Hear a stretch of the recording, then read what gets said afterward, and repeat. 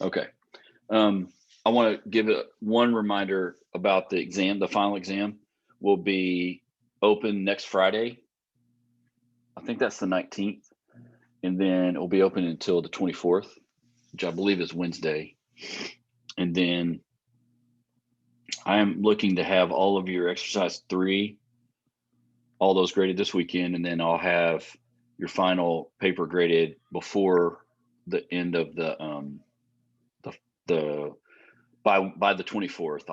I should have all those graded so that when you take your exam, you kind of will know all your grades at that point. And then I turn my grades in on the 26th, and then you should be able to see those.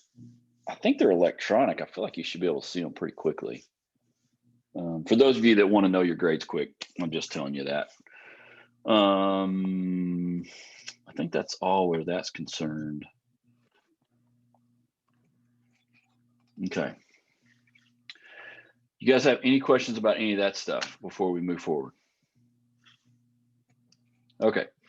And just so everyone knows, and those of you watching the recording, today, what I'm gonna do is I'm gonna take a step back for a second and talk about something that is more clinical in nature, like when you're working with families or parents, either individually or like working with a spouse individually or working with a couple as a relational unit, whatever that is. I think we talked about a little bit about this, but I wanted to jump back because I usually spend a little bit more time in this area of parenting and what that looks like. And we're going to talk about it from a couple of different standpoints. We're going to talk about it from a developmental standpoint, kind of like, what's the research say when we talk about parenting? You can go on. Sometimes I do this. I'll go on Google and you guys can do this while we're in the class. You can go on Amazon and look up how many parenting books there are. I mean, I don't even know. I don't know, thousands probably. Some are good, some aren't. Some are research based, some are just, not. So, I mean, there's all kinds of different ways to do it. I've read a bunch of them. Of course, studied it in school. But it's interesting because in my master's training, the closest we ever got to talking about parenting, which is a really big deal in couples that you work with or families that you work with or even individuals that you work with, parenting is a large piece of their life. There's very little talked about it in terms of class time. Not all the time, but in class time. So I really want to kind of focus on it a little bit. So one area will be kind of what the research says developmentally. And then the other part is just going to be kind of like the whole, like what's the, what have I seen clinically and what kinds of questions do I get or what kinds of things happen? And again, I'm going to approach it developmentally. So we're going to talk about it from a standpoint of like kind of new parents to parents of teenagers and then beyond. So we're going to talk about it in those veins. And then on Monday when we meet, we're going to kind of double back and pick up kind of the adulthood developmental stage. So that's my plan today. I know for a fact that if you guys let me, I could talk about this for 2 or 3 hours easily, but I don't want to do that. So I'm going to ask some questions. I realize it's 10 in the morning and some people might not feel like discussing things, and that's cool. I'm going to ask anyway, and then we'll kind of go from there. And oh, by the way, for those of you that have showed up, you guys get automatic A's for the whole course because you showed up on a Saturday morning. So if you're watching the recording, I'm sorry. Okay. All right. So let me jump over here. I'm going to share my screen real quick. I'm actually going to use some slides from some childhood slides from the childhood developmental stage, but we're going to talk about it kind of a little more broadly. First of all, hopefully everyone can see this. Okay. Let me move you guys up here so I can see you. Okay. Please feel free as we go through some of the information to ask questions if you need to. You can just jump in and interrupt me. It's fine. And then we'll just kind of take off from here. One of the reasons why I spend some time talking specifically about parenting is probably some of it has to do with what I do for the folks that I work with. I think I said this before, 85% of my clients are couples. The rest of them are individuals. I work with less teenagers now than I have before. I think I only have 2 or 3 teenagers total that I'm working with. But of all the individuals that I'm working with and all the couples I'm working with, parenting is something we always talk about. So of the big 3 issues that couples kind of run into in their marital life, it's sex, finances, and parenting. Typically, those are the things that they run into, not necessarily in that order, and not necessarily just those things. I mean, obviously, there's other things that happen that folks run into. But in my world, working with people, it's pretty much guaranteed that something about parenting is going to come up. Questions about it, techniques. One of my colleagues, Diana, that I work with, she has developed basically a whole niche practice in becoming a family consultant and working with, especially with younger kids. She's really good at it. I've learned a ton from her. She's really good at helping people work with their kids. Something that I feel very passionate about in my practice is helping parents connect with their teenage kids, because that's something that's been passionate for me for a long time. And we're going to talk about a lot of those things. Baumrein's parenting styles. Now, all this stuff is in the book that you're going to see on the slides, and I'll put a couple of these slides up. We're only going to do 2 or 3 slides, so it's not like we're going to jump around a lot. But when we talk about parenting styles, if you kind of look here, there's kind of 4. We're gonna focus on 3 of them mostly. The top one and the bottom one are extremes, right? So authoritarian parenting is restrictive. I'm going to break these down in a second. Indulgent parenting is not. It's what's up, whatever's good for you, go do whatever. Okay. So we got extremes, and then in the middle, more the kind of a little. It's interesting because neglectful parenting and indulgent parenting are not that far apart in terms of connection and adaptability and flexibility. It's very chaotic. It's also, so it's less structured. There's a lot less discipline that's happening. Neglectful parenting is just exactly what it sounds like, almost abandonment to some extent. Authoritarian parenting is, for the most part, I would say, is what the type of parenting that the majority of parents have used historically, probably for hundreds of years, maybe. I mean, just that fear-based, guilt-based, do this or else, kids are seen and not heard kind of parenting. It's a parenting style that was really became super popular in this country specifically. 50s, 60s was really popular, and then we saw a lot of pushback from it in the 70s and 80s, but it's still been very popular. And also, it probably depends on the area of the country that you're in terms of if people use authoritarian parenting or not. And I'm not just talking about like if you're in the South, you use it. In the Northeast, it's used. In the West Coast, not as much. In the North Midwest, it's used, and kind of in the Midwest, it's used more.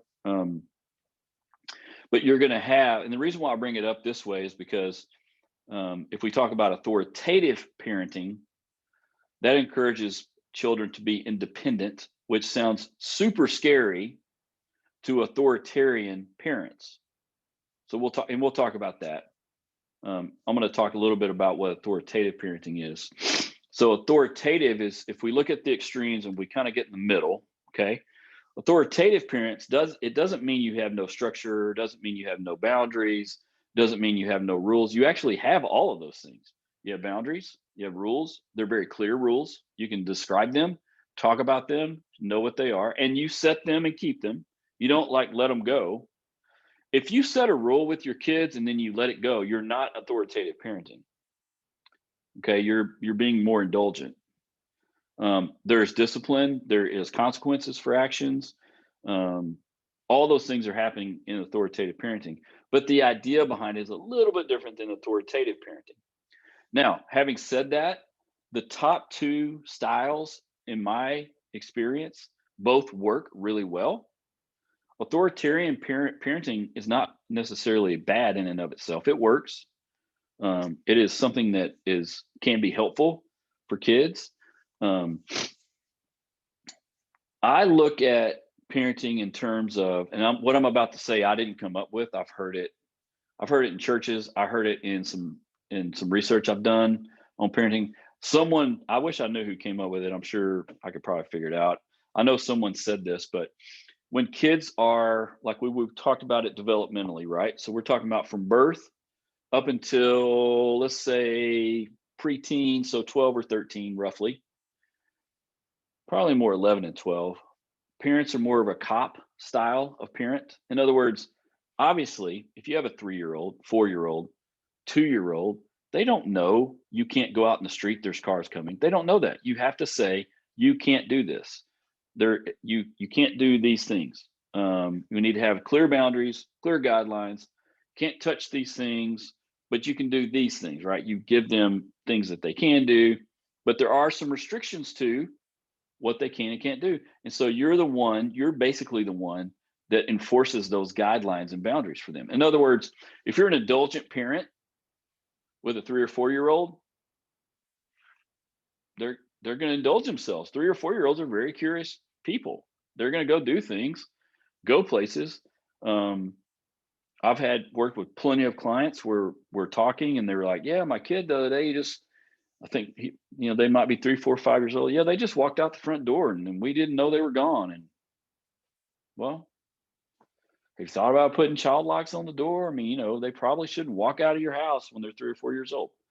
Um, when my son was 4, uh, just old enough to reach the door handle, he in my in-laws' house, he opened the door and walked outside in the backyard. Now that would have been okay, except for the fact that there's a pool in the backyard and he didn't really know how to swim yet. That will pretty much freak any parent out. So we immediately went and put some child locks on the back door so he couldn't do that. That's the parent's job, not the kid's job, right? That's the parent's job to know my 4-year-old or 5-year-old or 3-year-old. 5 years old is a little different. 3 or 4-year-old, they're going to be curious. They're going to walk out there. But it's our job to say, no, you can't do that. This is why. And the explanations as to why you can't do certain things or why we have guidelines or why we have structure, you need to be more elaborate with your explanations the older that the kids get. And I'll talk about that in a second. So if we think about it developmentally, we're more of a cop with our kids when they're younger.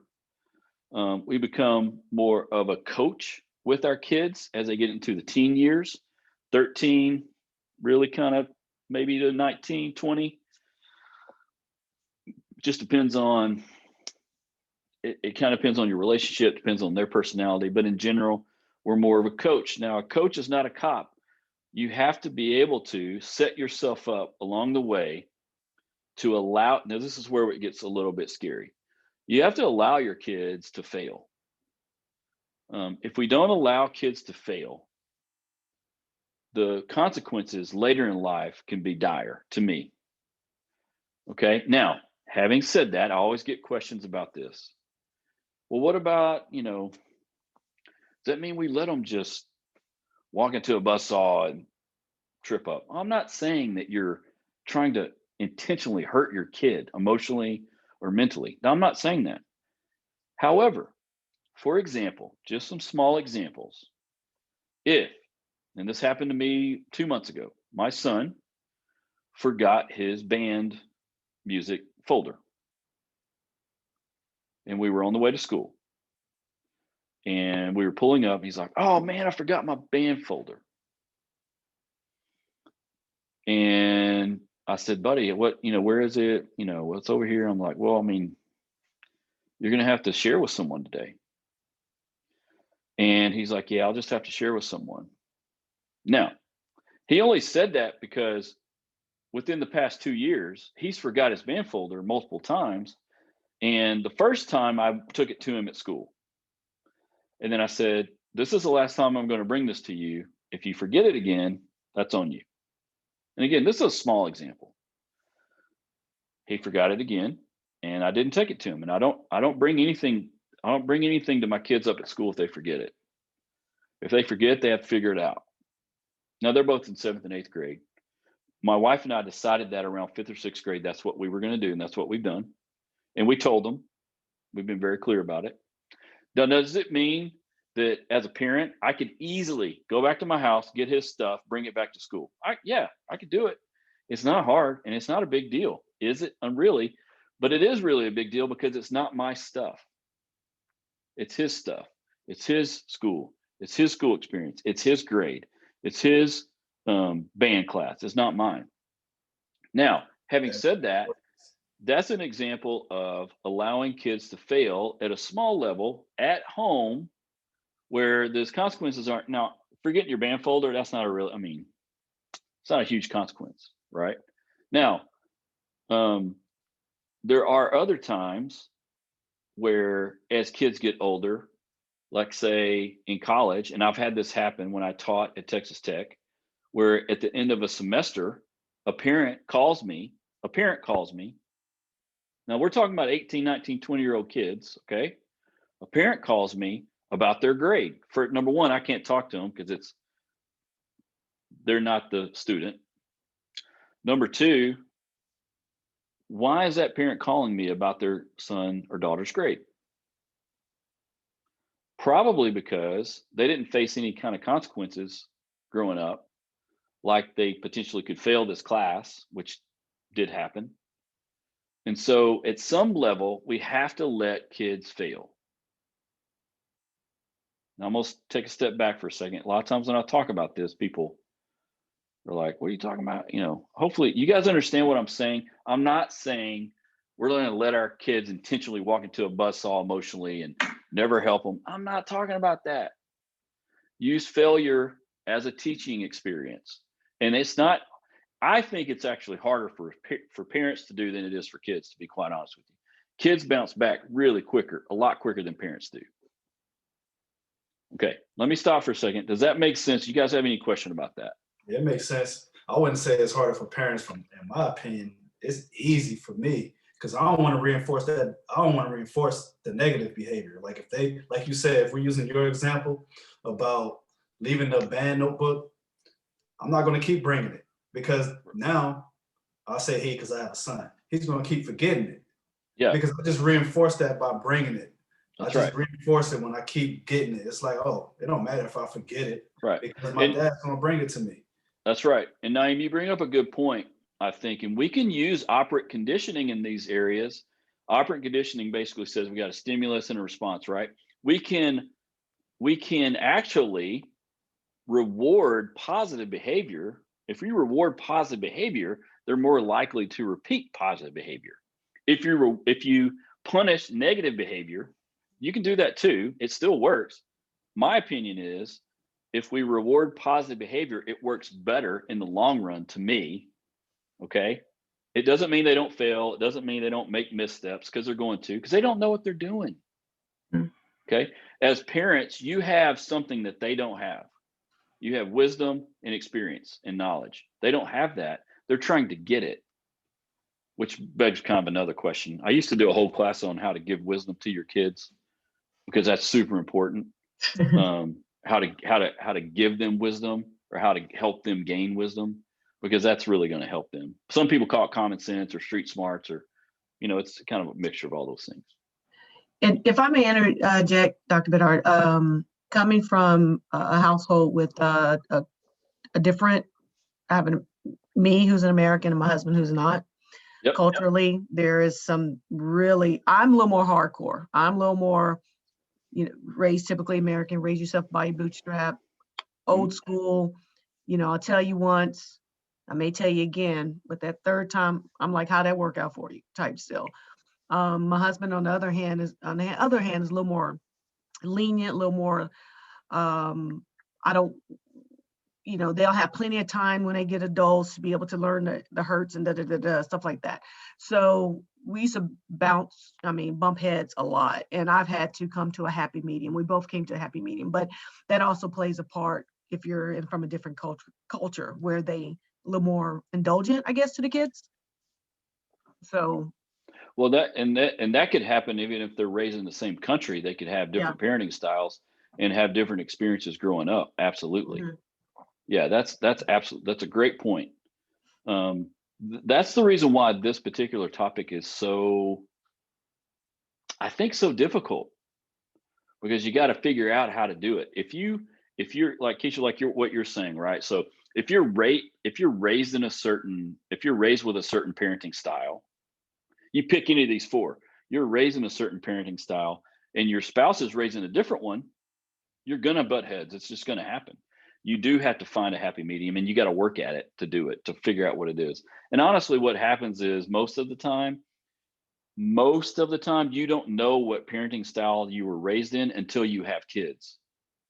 That's when it comes out. It's kind of, I say this all the time. I think how you were parented yourself, for the most part, unless you had traumatic experiences, unless it was abusive, that's different. But for the most part, how you were parenting goes dormant in your life once you become a certain age. Then you get married, it kind of resurfaces. But when you have kids, it's like, here it is. Well, this is what I did. Here's how I did it, kind of thing. And I'll be honest with you, I changed a lot of the way I parent based on a lot of the research I did and the learning I was doing along the way. My wife hasn't really changed that much, and we butted heads based on certain things, on how to discipline kids, and we had to find our own way. That's very, very common, which is important to tell your clients when you work with them. First of all, it's okay. Like Keisha, what I would have told you and your husband, hey, let's figure out what the differences are and realize that they're differences. They're not rights and wrongs, they're differences. If we look at every difference as a right or a wrong, you're going to have trouble no matter what. If they're differences, then we can have a conversation about them. Hopefully that makes sense. Yeah. Okay. I want to talk a little bit about, let me get, I'm going to, let me jump here. I'm going to park here for a second, but I'm going to talk about a couple of different things. There are some things that that all parenting styles do in terms of punishment, and especially corporal punishment. Could be across the board in every style that people could use corporal punishment, let's say, or certain types of punishment. I think for the most part, authoritative parents maybe don't do that as much, or try to use other ways to discipline. That's obviously a choice, but it's something that a lot of times I like to talk about things like corporal punishment, not in terms of what has always been done or that it's okay or anything like that. I want to talk about it just strictly from a research standpoint and what we know about it from research. I'm not trying to convince anybody one way or another. Everybody has their own way of doing things. And even when I work with clients, I don't necessarily try to convince them one way or another unless they ask me specific questions about it. And then we might have a conversation about it. Specifically, just being vulnerable and transparent from my experience, my parents used corporal punishment, and my school did as well. I can remember even in elementary school and even in high school, I think I got paddled even in high school by my baseball coach because I was jacking around. So that was my experience, and that was something that happened. And that was, I would say, culturally accepted growing up. What I would say the change for me came as I began researching it and seeing some of the effects of it long term of using corporal punishment. Again, my idea right here is not try to convince anybody one way or another. Is just just kind of present the findings. For the most part, it's linked with lower levels moral internalization, and lower mental health issue and higher mental health issues for the most part. That doesn't mean it's going to happen that way for everyone. If you handle misbehavior with a little bit more reasoning and explaining consequences over the long, we're talking about over the long term, not just this one time. Over the long term, it's actually better for their mental health in the long term. Okay. There's higher levels with corporal punishment. There's higher levels of shame and guilt that happen for kids. In other words, when they internalize something, they internalize their guilt and shame, and which means they don't talk about it, which means they hold it in, which means they put it in a silo. And again, we're talking about things over time. Okay. By using more, and I call it a skill, I think it is a skill, by using the skill of reasoning with your kids, talking, and not, that doesn't mean you have no consequences or no boundaries. It actually means you have just as firm boundaries and firm consequences, but describing them and talking about them helps them more. It especially matters as they go from the late childhood into the adolescent years. It especially matters then, which is kind of what I want to talk about for a second. And by the way, you know, anybody that wants to do any further research on corporal punishment, there's tons of research out there now on, you know, you can what the effects of it are, you know, what it means. You can look. There's tons of research. It, in my experience, even in honestly in teaching classes like this, if we were in a lecture class right now, there would be a dividing line sometimes between people that say you shouldn't do it. Some people think it's okay. Well, I'm not going to get into debates over whether we should do it or not. My opinion about it is just like my opinion about all the topics we talk about. Do your research for yourself and then make your decision. You don't always, like, in other words, because of the way I was parented doesn't mean I'm going to parent that way with my kids. I might do something different with my kids than what was done with me. It's not because I'm down on my mom and dad and I think they were horrible. No, it's just because I'm going to choose to do it different, or my wife and I are going to choose to do it different than what was done with us. That's all that means. So I would say make your own decisions about it. Do your research, and there's tons of research about this. Now, having said that, I think that what we need to focus on when we talk about parenting, and this is where I think to me, where we mess up, where I think our parents have struggled in the past, and I think this is why there's so many parenting books. If we think about parenting with kind of a mentality of we're here really to teach our kids, which is really the base. When we talk about discipline, the word discipline doesn't mean punishment.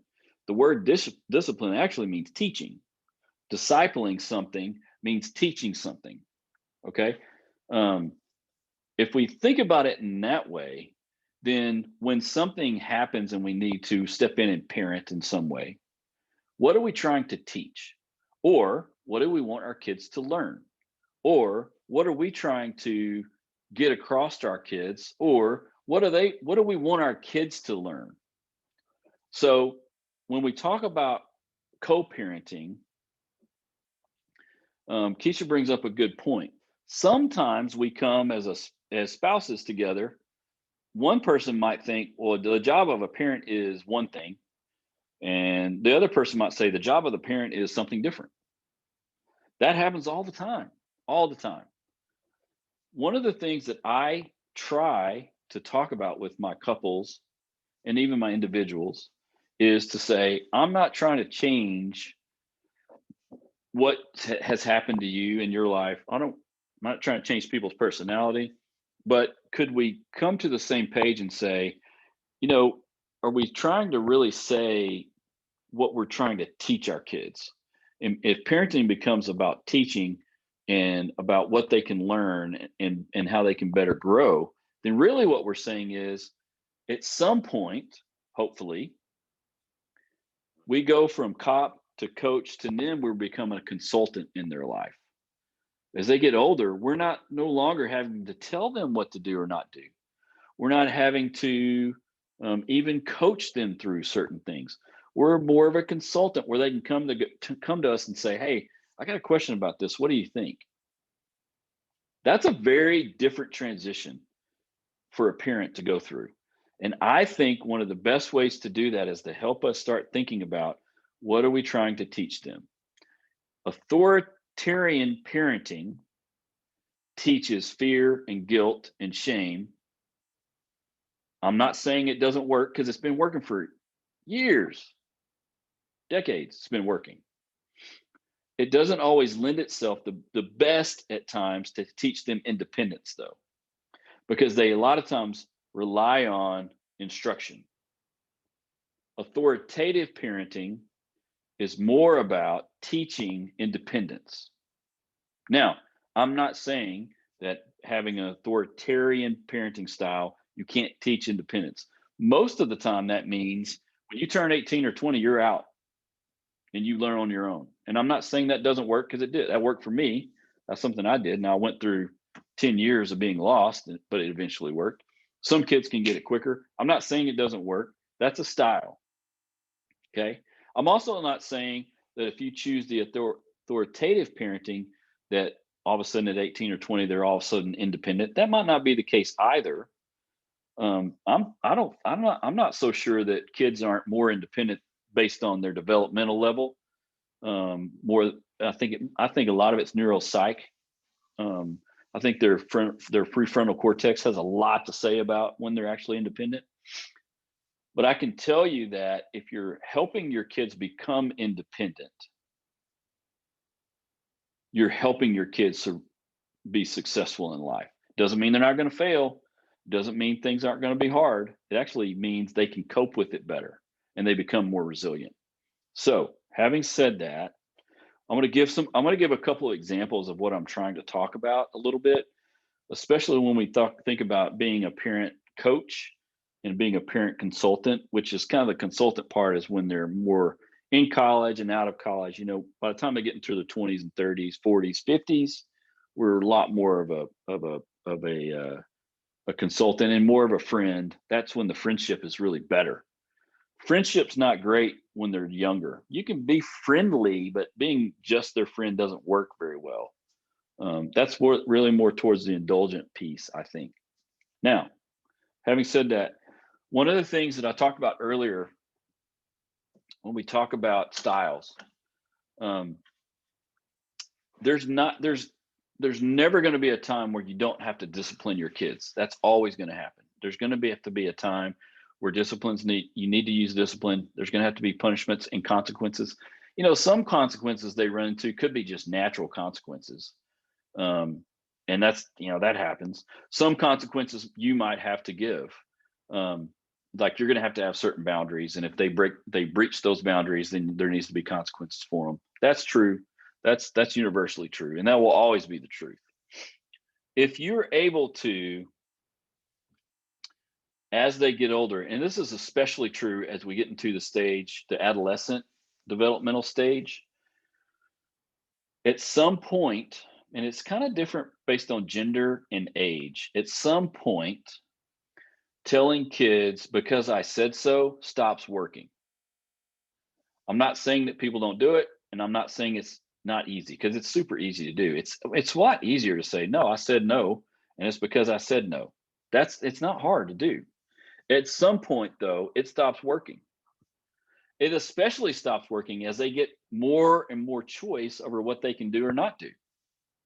And all of a sudden, they begin to think, well, I'm going to do it anyway because there's no reason. It's because fundamentally speaking, we need to know why something is so. That's something that's human to all of us. Now, having said that, there's going to be some kids that are not really going to break rules really, even in high school, and they kind of go with the flow and nothing really happens. There's no consequences. And if they do something wrong, they can take the consequences. It's not a big deal. Then there's other kids where it seems like they don't really care. And unfortunately, to a lot of parents, when something bad happens or they break a rule or there needs to be a consequence, sometimes parents see that as disrespect and feel it as disrespect, which is, there are times when we feel disrespected by our kids, and there's probably times where our kids feel disrespected by us. One thing to think about when we talk about working clinically with families and couples, I think it's important to listen for themes of disrespect and talk openly about it. What does it mean to you when you feel disrespected? What does that mean? If you feel disrespected, what do you typically do? We need to be able to talk about those things. We also need to realize that as kids get older, and they're not adults when they're teenagers, they're still kids when they're in adolescence.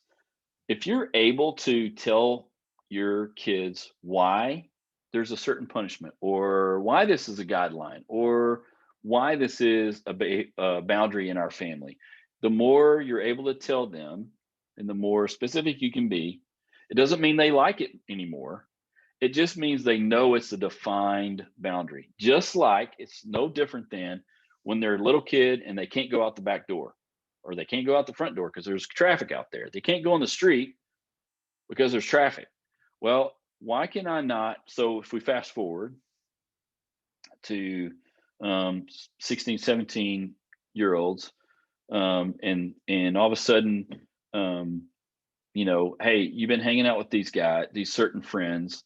Well, this is a reason why I think that's inappropriate, and I'm going to give you the reasons why. Again, as they get older, they got more choice. They're going to kind of do whatever they want to do, but you're going to give them the reasons why, specifically when it comes to punishments.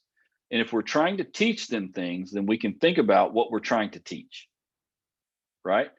We need to think about the things that we're trying to teach. Now, here's the hard part to me. This is what's almost more difficult than thinking about how we're going to teach our kids. What I think is hard is because what we want to do as parents is lecture our kids about what's wrong and why not to do it. The older that they get, the less lecture they want. And you can tell. You got really about a minute of lecture time, roughly. And that's about it. Everything after that, maybe 2 minutes. Everything after that, they don't pay attention to. But that's kind of what we want to do because we're trying to get our message across. It's important. So I'll just throw this out, and this is just a couple of techniques that I have used in my sessions with clients. And it actually goes right along with the counseling, kind of being curious and non-judgmental, and trying to use some of those skills in counseling and working with families. What I find works probably 85, 90% of the time, instead of a good lecture, which we want to do, which is, again, easier to do, is ask questions of your kids. And I'll give you just a couple of small examples. And by the way, none of these are foolproof. I'm just kind of giving you some techniques that typically will work. If we're trying to teach something, if we can help someone think about what we're trying to teach versus trying to tell them what we're trying to teach them, if they do it and discover it themselves, it works way better. And one of the best ways is to ask questions. So some people say this is like a Socratic method. It's kind of using curiosity more than anything. So it's really open-ended questions, not right or wrong. It's not really saying, do you know what you did? Well, yeah, they kind of know what they did. Yeah, I know what I did. I know these things. Talk to me a little bit more about what's going on. It seems like this was happening. Help me understand what happened. In other words, give me the information first, and let's talk about it. When you're trying to teach something to somebody, it's very important that we ask questions about it. For example, if I'm trying to teach, I don't know, I'm just making stuff up, like someone, like one of your kids, I don't know, gets a bad grade on, I'm just making this up, like a bad grade on the test or something. It's frustrating, whatever, blah, blah, blah. You can say, hey, you need to do better. You need to work harder. That's true. That's not false. Or you could say, tell me what happened.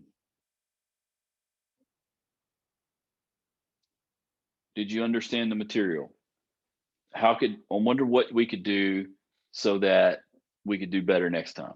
What would it look like for you to do XYZ? In other words, ask them questions that are basically like, hey, what'd you learn from this? I think one of the things that can be helpful for us as clinicians when we work with, whether it's individuals, families, couples, teenagers, kids, if we can help people learn from things that happen, what we're actually doing is helping them, number one, take a step back and look at something subjectively for themselves. And number two, we're allowing them to become a little bit more resilient so that hopefully they won't keep repeating the same things over and over and over and over. Now, having said that, this is where you have to be creative with how you're talking with them. In other words, if everyone's mad and we have a blow up, that's not the time to rationalize with anybody. We can't rationalize when we're all upset and mad. And that happens too.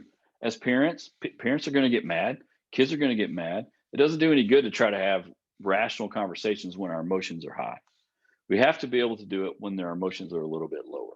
In our house, one of the things that we are discovering is it's different because we have a boy and a girl. They do it differently. They have different personalities. We have to do it at different times.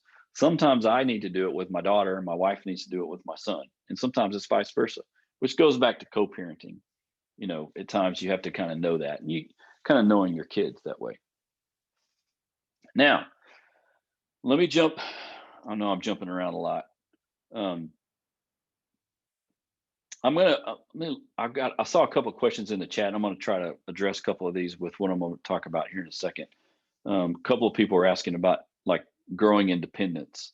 One of the greatest ways to grow independence, I think, starts with letting them fail, but also helping them learn from how they failed and helping them discover that they can bounce back. That really helps them a lot. The second thing that helps them become more independent is sometimes we need to push them into new activities or challenging activities. Okay. Sometimes we need to walk with them into those activities, whether it's trying a class. Like right now, my son's going to try an honors math class. He's always hated math, but for some reason this year he's gotten better at it. He's a little hesitant, but we're kind of like, no, go try it. You know, go try it. Let's see how you do. Let's jump into it.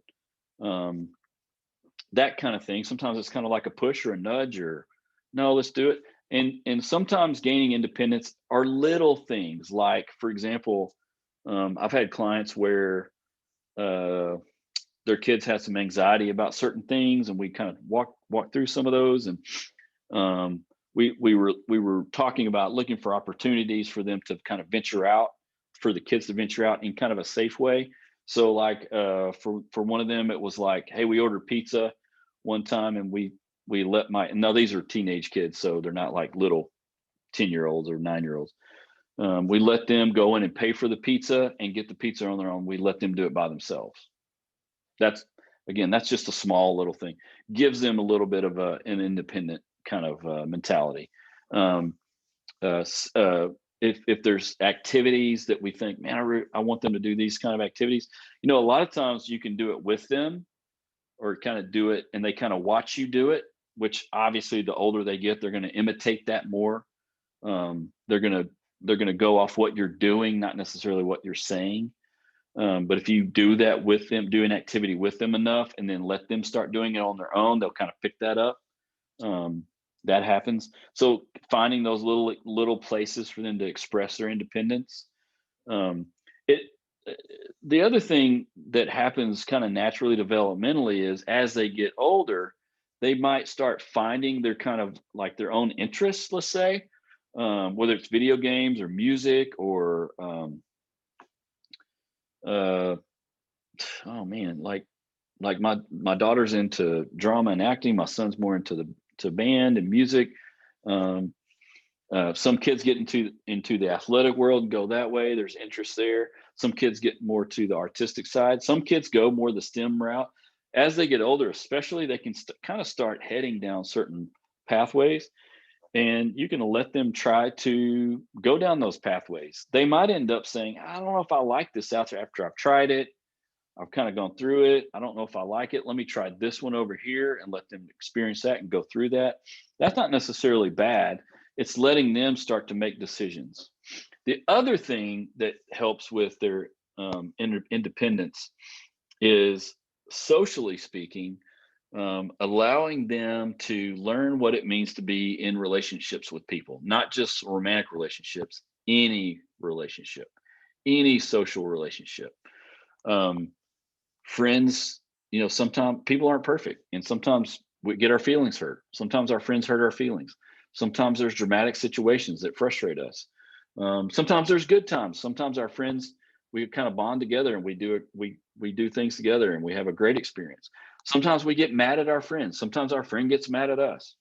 Those are all learning experiences, and those are all things that are normal and necessary for kids to go through. Again, I'm not saying that we just let them go through it and don't address anything and don't ever talk to them about anything. I'm not saying that. Actually, what we should be doing is making ourselves more available for them. If our kids don't want to talk to us about something, even though we want to talk to them about it, because we can see something's going on. One of the things about the prefrontal is there's other parts of our brain that are trying to come online and figure things out. Sometimes kids say, I don't know what's going on, because they don't know, because they're so confused mentally. They just need a little bit of time to process it, and then they'll talk. There could be times where parents could come alongside their kid and say, I can tell something must be going on. I don't know what it is. We don't have to talk about it now. I just need you to know I'm here when you're ready to talk about it. Sometimes saying that is enough for them to come along later and say something. Sometimes if they're frustrated and they're taking it out on their sister or their brother or their parent, we can say, hey, I think we need to take a little time out. You can say it however you want. I think we need a little space. We need to think about this. You need to, I don't appreciate being spoken to this way. I think something's going on. Why don't you take some space, or however you want to say that. Basically give them a timeout. Let them calm down enough to then come back and say, hey, here's what's going on. Or come back later and say, hey, what was happening there? What's the deal? Those kinds of things are really important. But in terms of in terms of connecting with your kids, if you have a good connection with your kids, it's easier to do those things.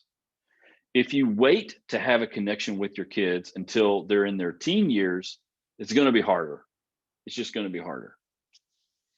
I see it all the time where a kid's 16, 17, 18 years old, and they've already gone down a certain paths, and the parents are frustrated about it. And now all of a sudden they want to start parenting their kid, but they haven't been parenting them this whole way. And all of a sudden they want to try. Guess what happens? Kids are like, well, I don't know what, they don't like that. We got to reestablish the relationship. We got to reestablish the connection with the parent and the kid, which is not really easy. It takes some time, it takes some doing, it takes some intentionality to do that. Okay. I'm gonna jump on some of the chats.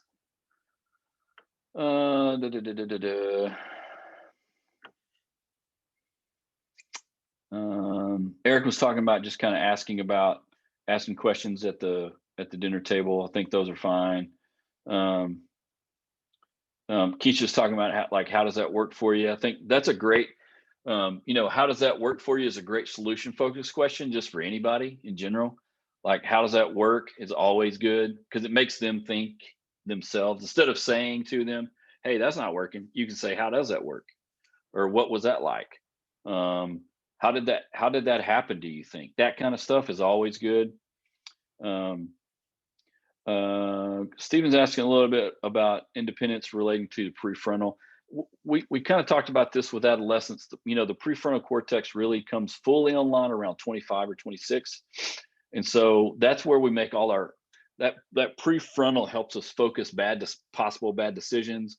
It has something to do with our moral behavior, like right and wrong. It also has something to do with how we plan things, how we set and achieve goals, how we do things socially.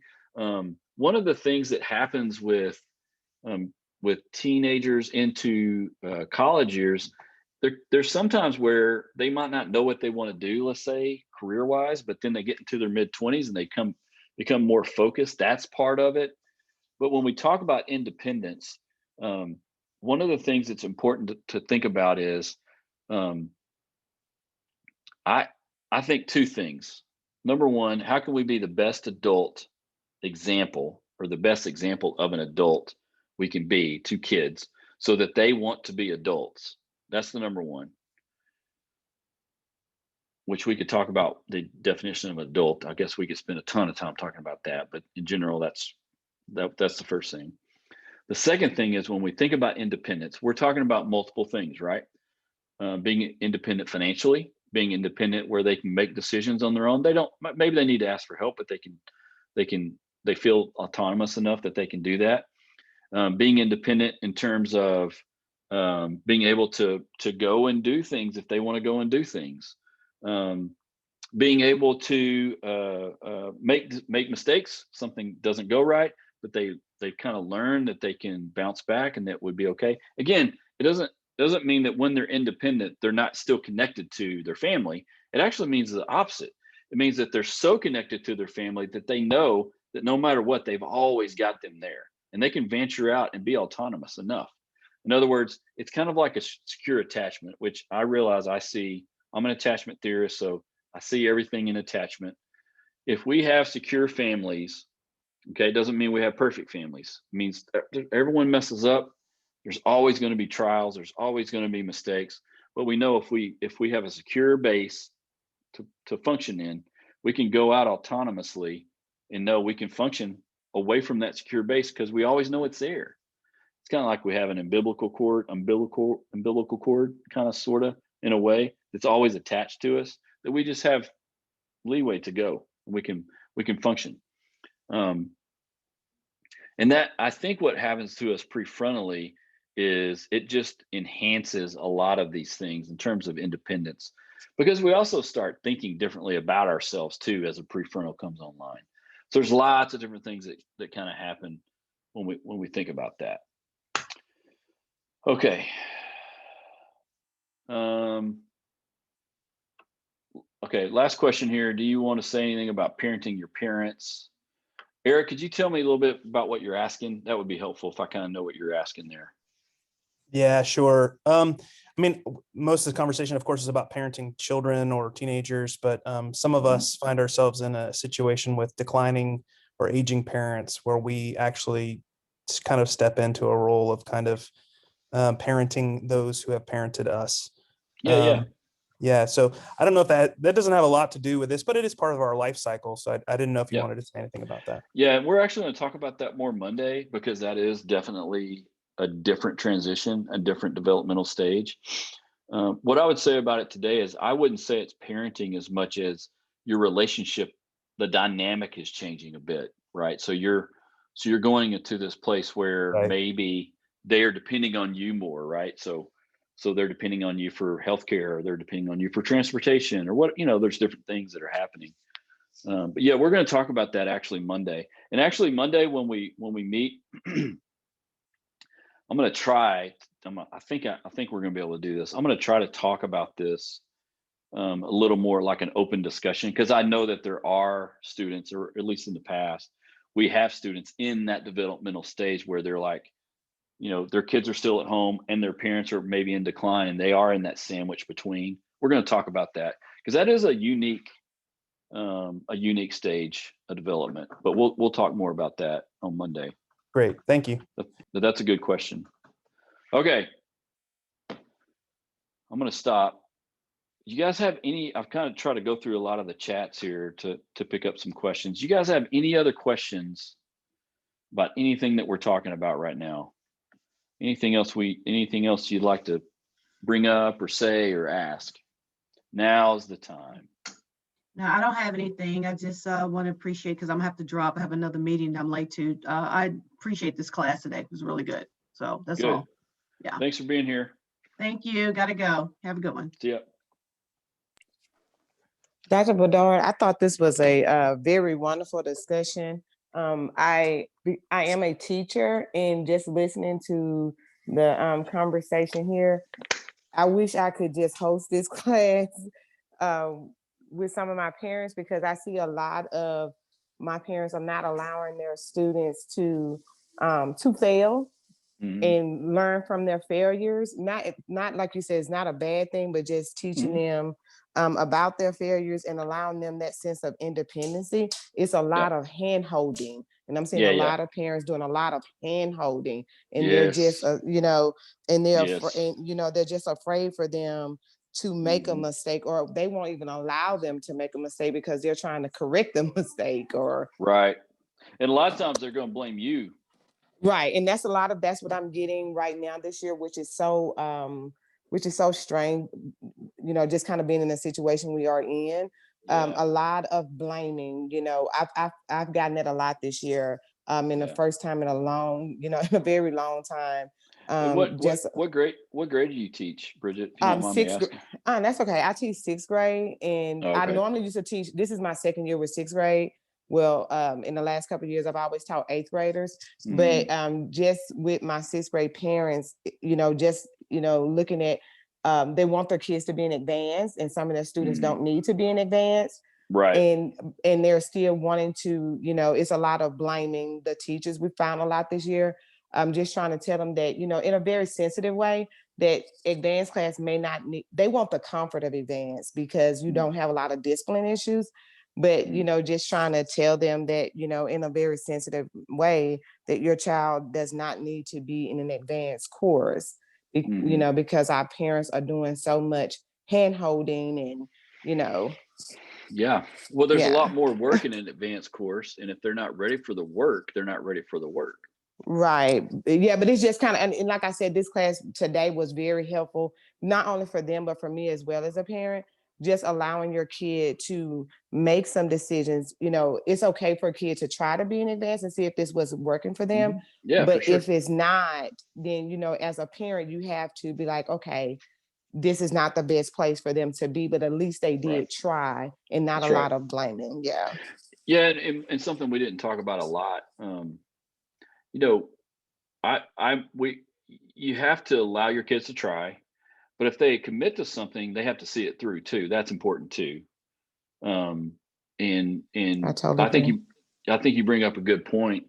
You know, I I think it's interesting that this it's sixth grade parents. I think that kind of makes a little bit of sense. But you know, parents have to deal with their own anxieties and their own frustrations Right. and not let the kids deal with it. They have to deal with it. And sometimes we don't know that we're feeling anxious and then we're passing that anxiousness on down the line. We don't realize that that's happening. Right. But I've worked in all levels of like academic from the highest achieving to the lowest achieve. I mean, I've worked in all of them, and I think the issues are basically the same in all those levels. Um, but I do know that if you get into a situation as a parent where you're pushing your kid and pushing and pushing and pushing, you got to know where the balance is. Right. Right. Right. You can push them. It's okay to push them, but you got to know when to back down. And I think that's hard to know sometimes. I think. Right. But I appreciate what you're doing. I think this for teachers, man, this is you guys don't make enough money anyway. Plus you're dealing with all this, so I don't know how you're doing it. I think it's amazing what you're doing. Well, Especially thank sixth you. grade. Goodness gracious. Man, they're so Yeah. awkward and yeah. Very awkward. Very awkward. In the start of all the drama, man, there's lots of drama and yeah. Oh yeah. Yeah. Yeah. I Okay. totally agree. Yeah, I totally agree with what you said.